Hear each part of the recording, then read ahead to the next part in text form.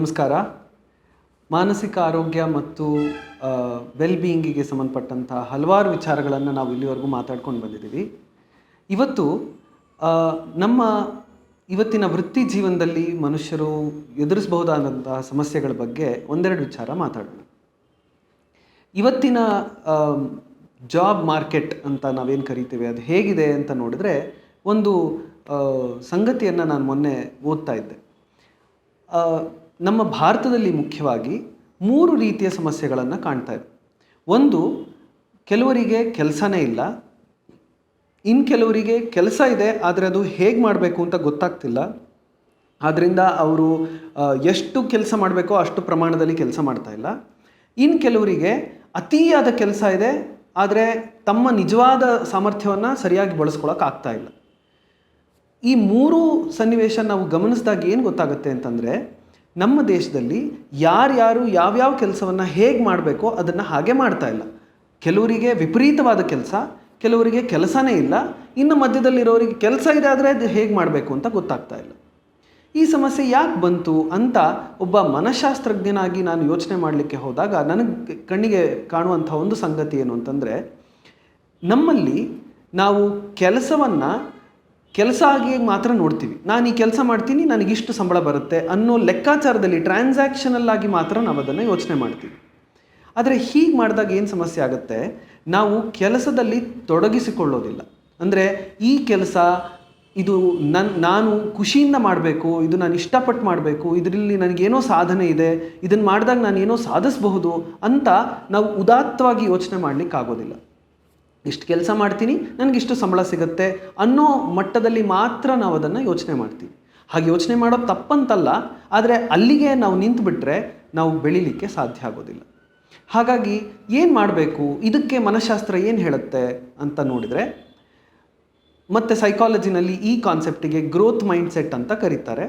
Growth ಮೈಂಡ್ಸೆಟ್ನಲ್ಲಿ ಬಹಳ ಮುಖ್ಯವಾದ ಒಂದು ಸಂಗತಿ ಏನು ಅಂತಂದರೆ, ನಾವು ಪ್ರತಿನಿತ್ಯ ಏನು ಸವಾಲುಗಳನ್ನು ಎದುರಿಸ್ತೀವಿ, ಕೆಲಸದಲ್ಲಾಗಿರ್ಬೋದು, ದಿನನಿತ್ಯದಲ್ಲಾಗಿರ್ಬೋದು, ಕುಟುಂಬ ವ್ಯವಸ್ಥೆಯಲ್ಲಾಗಿರ್ಬೋದು, ಯಾವುದೇ ಸನ್ನಿವೇಶ ಆಗಿರ್ಬೋದು, ಈ ರೀತಿ ಸಮಸ್ಯೆ ಬಂದಾಗ ಅಥವಾ ಯಾವುದೇ ಒಂದು ಸಮಸ್ಯೆ ಬಂದಾಗ ನಾನು ಅದನ್ನು ಹೇಗೆ ನಿಭಾಯಿಸಬಲ್ಲೆ, ಅದರಿಂದ ಹೇಗೆ ಆಚೆ ಬರಬಲ್ಲೆ ಅಂತ ಯೋಚನೆ ಮಾಡುವಂಥ ಒಂದು ಮನಸ್ಥಿತಿಯನ್ನು ನಾವು ಬೆಳೆಸ್ಕೊಳ್ಬೇಕಾಗತ್ತೆ. ಈ ರೀತಿ ಮನಸ್ಥಿತಿಯನ್ನು ಬೆಳೆಸ್ಕೋಬೇಕಾದ್ರೆ ನಮಗೆ ಮುಖ್ಯವಾಗಿ ಬೇಕಾಗಿರೋದೇನು ಅಂತಂದರೆ, ಯಾವ ವಿಚಾರ ನನಗೆ ಗೊತ್ತಿದೆ, ಯಾವ ವಿಚಾರ ನನಗೆ ಗೊತ್ತಿಲ್ಲ ಅನ್ನುವಂಥ ಜ್ಞಾನವನ್ನು ನಾವು ಮೊದಲು ಬೆಳೆಸ್ಕೊಳ್ಬೇಕಾಗುತ್ತೆ. ಯಾಕೆ ಇದು ಮುಖ್ಯ ಆಗುತ್ತೆ ಅಂತಂದರೆ, ನನಗೆ ಯಾವುದು ಗೊತ್ತಿದೆ ಅನ್ನೋದು ಎಷ್ಟು ಮುಖ್ಯನೋ, ಯಾವುದು ಗೊತ್ತಿಲ್ಲ ಅನ್ನೋದು ಕೂಡ ಅಷ್ಟೇ ಮುಖ್ಯ ಆಗುತ್ತೆ. ನನಗೆ ಯಾವಾಗ ಅದು ಗೊತ್ತಿಲ್ಲ ಅಂತ ಗೊತ್ತಾಗುತ್ತೆ, ಆಗ ನಾನು ಆ ದಾರಿಯಲ್ಲಿ ಕೆಲಸವನ್ನು ಮಾಡಲಿಕ್ಕೆ ಶುರು ಮಾಡ್ತೀನಿ. ಈಗ ಉದಾಹರಣೆಗೆ ಒಂದು ಕೆಲಸದಲ್ಲಿ ಒಬ್ಬ ಕಂಪ್ಯೂಟರ್ ಪ್ರೋಗ್ರಾಮಿಂಗ್ ಮಾಡುವಂಥ ಎಂಜಿನಿಯರ್ ಇದ್ದಾರೆ ಅಂತ ಇಟ್ಕೊಳ್ಳೋಣ. ಅವರಿಗೆ ಯಾವ್ಯಾವ ರೀತಿ ಪ್ರೋಗ್ರಾಮಿಂಗ್ ಮಾಡಬಹುದು ಅನ್ನೋ ಸಾಮಾನ್ಯ ಜ್ಞಾನ ಇದ್ದರೆ ಸಾಕಾಗೋದಿಲ್ಲ. ನನಗೆ ಯಾವುದು ಗೊತ್ತಿಲ್ಲ ಅನ್ನೋದು ಕೂಡ ಅವ್ರಿಗೆ ಗೊತ್ತಿರಬೇಕಾಗತ್ತೆ. ಆಗ ಇಂಥ ಕೆಲಸ ಬಂದಾಗ, ನನಗಿದು ಗೊತ್ತಿಲ್ಲ, ನಾನು ಇದ್ರ ಬಗ್ಗೆ ಇನ್ನಷ್ಟು ತಿಳ್ಕೊಳ್ಬೇಕು, ನಾನು ಇನ್ನಷ್ಟು ಅದಕ್ಕೆ ಪರಿಶ್ರಮ ಹಾಕಬೇಕು ಅನ್ನುವಂಥ ಒಂದು ಮನಸ್ಥಿತಿ ಬೆಳೆಯುತ್ತೆ. ಹಾಗಾಗಿ ಗ್ರೋತ್ ಮೈಂಡ್ಸೆಟ್ಟಲ್ಲಿ ಏನು ಮುಖ್ಯ ಅಂತ ಕೇಳಿದರೆ, ನನಗೆ ನನ್ನ ಸಾಮರ್ಥ್ಯ ಮತ್ತು ದೌರ್ಬಲ್ಯ ಎರಡರ ಜ್ಞಾನವೂ ಕೂಡ ಇರಬೇಕು. ಇದು ಕೇವಲ ಕೆಲಸದಲ್ಲಿ ಮಾತ್ರ ಅಲ್ಲ, ಮನೆ ವಿಚಾರಗಳಲ್ಲಾಗಲಿ ಅಥವಾ ಬೇರೆ ಬೇರೆ ಸಂಗತಿಗಳಲ್ಲೂ ಕೂಡ ಇದು ಮುಖ್ಯ ಆಗುತ್ತೆ. ಉದಾಹರಣೆಗೆ ಒಬ್ಬರು ಅಡುಗೆ ಮಾಡಬೇಕಾದ್ರೆ ನನಗೆ ಇಂಥ ಅಡುಗೆ ಬರುತ್ತೆ, ಇಂಥ ಅಡುಗೆ ಬರೋದಿಲ್ಲ ಅನ್ನೋಂಥ ಜ್ಞಾನ ಬೇಕಾಗತ್ತಲ್ವ. ಇಲ್ಲ ಅಂತಾದರೆ ಅವರು ಯಾವುದನ್ನು ಮಾಡಬೇಕು, ಯಾವ್ದು ಮಾಡಬಾರ್ದು ಅಂತ ಒಂದು ವಿವೇಚನೆ ಅವರಿಗೆ ಬರೋದಿಲ್ಲ. ಹಾಗೆ ನಾವು ಪ್ರತಿನಿತ್ಯ ನಮ್ಮ ಕೆಲಸಗಳಲ್ಲಿ ನಾವು ಏನು ಮಾಡ್ತಾ ಇದ್ದೀವಿ, ಅದು ಎಷ್ಟು ನನಗೆ ಗೊತ್ತಿದೆ, ಇದರಲ್ಲಿ ನನಗೆ ಎಷ್ಟು ಭಾಗ ಗೊತ್ತಿಲ್ಲ ಅನ್ನುವಂಥ ಜ್ಞಾನ ಇದ್ದಾಗ ನಾವು ಅದನ್ನು ತಿಳ್ಕೊಳ್ಳಿಕ್ಕೆ ಪ್ರಯತ್ನವನ್ನು ಪಡ್ತೀವಿ. ಇದನ್ನೇ ಸ್ಕಿಲ್ ಗ್ಯಾಪ್ ಅನಾಲಿಸಿಸ್ ಅಂತ ಕೂಡ ಕರೀತಾರೆ. ಈ ಸ್ಕಿಲ್ ಗ್ಯಾಪ್ ಅನಾಲಿಸಿಸನ್ನು ಮಾಡಿದಾಗ ನಮಗೆ ಎಷ್ಟು ಗೊತ್ತಿದೆ, ಎಷ್ಟು ಗೊತ್ತಿಲ್ಲ ಅನ್ನುವಂಥ ಒಂದು ವಿವೇಚನೆ ನಮ್ಮಲ್ಲಿ ಬೆಳೆಯುತ್ತೆ. ಹೀಗೆ ಬೆಳೆದಾಗ ನಾವು ಅದನ್ನು ಬಳಸ್ಕೊಂಡು ನಮ್ಮ ವೃತ್ತಿಯಲ್ಲಿ ಏನೇನು ಬದಲಾವಣೆಗಳನ್ನು ಮಾಡ್ಕೊಳ್ಬಹುದು ಅಂತ ಒಂದು ಅಂದಾಜನ್ನು ಮಾಡಲಿಕ್ಕೂ ಸಾಧ್ಯ ಆಗುತ್ತೆ. ಇದರಿಂದ ಕೇವಲ ಒಬ್ಬ ವ್ಯಕ್ತಿಗೆ ಮಾತ್ರ ಉಪಯೋಗ ಆಗೋದಲ್ಲ, ಒಂದು ಸಂಸ್ಥೆಯೂ ಕೂಡ ಇದರಿಂದ ಹೆಚ್ಚು ತಮ್ಮ ಪ್ರೊಡಕ್ಟಿವಿಟಿಯನ್ನು ಹೆಚ್ಚಿಸ್ಕೊಳ್ಬಹುದು. ಇದರಿಂದ ನಮ್ಮ ಇಡೀ ದೇಶದ, ನಮ್ಮ ಇಡೀ ಸಮಾಜದ ಒಂದು ಮಾನಸಿಕ ಮನಸ್ಥಿತಿ ಕೂಡ ಬದಲಾವಣೆ ಆಗಲಿಕ್ಕೆ ಅನುಕೂಲ ಆಗುತ್ತೆ. ಇದು ನಾವು ಗ್ರೋತ್ ಮೈಂಡ್ಸೆಟ್ ಅಂತ ಕರೆಯೋದು. ಇದಕ್ಕೆ ನಮಗೆ ಆರ್ಟಿಫಿಷಿಯಲ್ ಇಂಟೆಲಿಜೆನ್ಸ್ ಬಹಳ ಸಹಾಯ ಮಾಡುತ್ತೆ. ಇವತ್ತಿನ ಕಾಲಮಾನದಲ್ಲಿ ನಮಗೆ ಎಲ್ಲವೂ ಬೇಗ ಬೇಗ ಆಗಬೇಕು. ಆದ್ದರಿಂದ ನಾನು ನಿಧಾನವಾಗಿ ಕೂತ್ಕೊಂಡು ನನಗೇನು ಗೊತ್ತು ಏನು ಗೊತ್ತಿಲ್ಲ ಅಂತ ಅನಾಲಿಸಿಸ್ ಮಾಡಿಕೊಂಡು ಮಾಡಲಿಕ್ಕೆ ತುಂಬ ಹೊತ್ತಾಗುತ್ತೆ.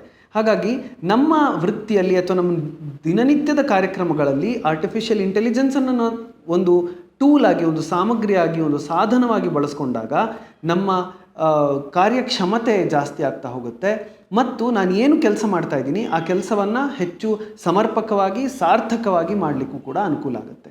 ಹೀಗೆ ಆರ್ಟಿಫಿಷಿಯಲ್ ಇಂಟೆಲಿಜೆನ್ಸ್ AI ಖಂಡಿತ ನಮಗೆ ಒಂದು ಭಯವನ್ನು ಹುಟ್ಟಿಸುವಂಥ ಸಂಗತಿ ಆಗೋ ಅವಶ್ಯಕತೆ ಇಲ್ಲ. ಮೇಲಾಗಿ ಅದು ನಮಗೆ ಇನ್ನೂ ಸಹಾಯ ಮಾಡಿ ನಮ್ಮ ದಿನನಿತ್ಯದ ಕಾರ್ಯಕ್ರಮ ಮತ್ತು ನಮ್ಮ ವೃತ್ತಿಗಳಲ್ಲಿ ಹೆಚ್ಚು ಅದು ಪೂರಕವೇ ಆಗುತ್ತೆ. ಹೀಗೆ ನಾವು ಮಾನಸಿಕತೆಯನ್ನು ಬದಲಾಯಿಸ್ಕೊಳ್ಳೋದ್ರಿಂದ ಸ್ಟ್ಯಾಗ್ನೆಂಟ್ ಮೈಂಡ್ಸೆಟ್ಟಿಂದ ಗ್ರೋತ್ ಮೈಂಡ್ಸೆಟ್ಟಿಗೆ ನಾವು ಬದಲಾಯಿಸ್ಕೊಂಡಾಗ ಇಂತಹ ಸಂದರ್ಭಗಳನ್ನು ಹೆಚ್ಚು ಚೆನ್ನಾಗಿ ಸಮರ್ಪಕವಾಗಿ ನಿಭಾಯಿಸಬಹುದು. ಇದರಿಂದ ನಮ್ಮ ಮಾನಸಿಕ ಆರೋಗ್ಯವೂ ಕೂಡ ಚೆನ್ನಾಗಿ ಆಗುತ್ತೆ. ಹೀಗೆ ನಾವು ಗ್ರೋತ್ ಮೈಂಡ್ಸೆಟ್ಟನ್ನು ಅಳವಡಿಸ್ಕೊಳ್ತಾ ನಮ್ಮ ಓವರಾಲ್ ವೆಲ್ಬೀಯಿಂಗನ್ನು ಇಂಪ್ರೂವ್ ಮಾಡ್ಕೊಳ್ಳೋಣ. ಇಂಥ ಹಲವಾರು ವಿಚಾರಗಳನ್ನು ಮತ್ತಷ್ಟು ಚರ್ಚೆ ಮಾಡ್ತಾ ನಾವು ಮುಂದಿನ ವಿಡಿಯೋದಲ್ಲಿ ಮತ್ತೆ ಭೇಟಿಯಾಗೋಣ. ಅಲ್ಲಿವರೆಗೂ ನಮಸ್ಕಾರ.